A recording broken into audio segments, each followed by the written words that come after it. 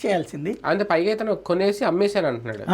ఎలా కొన్నాను అలాగే అమ్మేశాను అంటున్నాడు. అంటే ఇప్పుడు ఆల్రెడీ ఆ భూములు వేరే పేరు మీద రిజిస్టర్ అయిపోయినాయి అక్కడ. అప్పుడు ఏంటంటే దాంట్లో నాకు అర్థమవుతున్న ప్రకారం అయితే ఎవడో బ్రోకర్ గారు ఇట్టండి అమ్ముతుంటారు, అట్టంటిదే తక్కువ ధరకు వస్తుంది కదా అని కొనేశారు. కొన్నాక తెలిసింది ఇది అగ్రిగోల్డ్ వాళ్ళదని, అటాచ్మెంట్లో ఉన్నదని.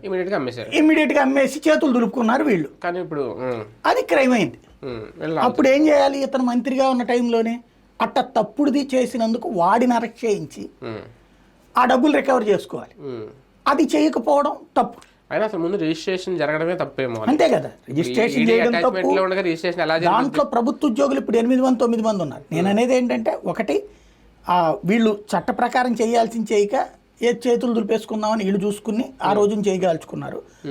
రెండవది, అసలు రిజిస్ట్రేషన్ చేయడం దగ్గర నుంచి ఎంత జరిగితే వాళ్ళందరినీ వదిలేసేసి ఫస్ట్ తీసుకెళ్లి జోగి రమేష్ కొడుకుని పెట్టేసేసేయడం అనేటటువంటిది పొలిటికల్ యూసేజ్ కోసం తప్పించి నిజంగా ఆ కేసు పట్ల చిత్తశుద్ధి ఉన్నట్టుగా అనిపించదు మనకి.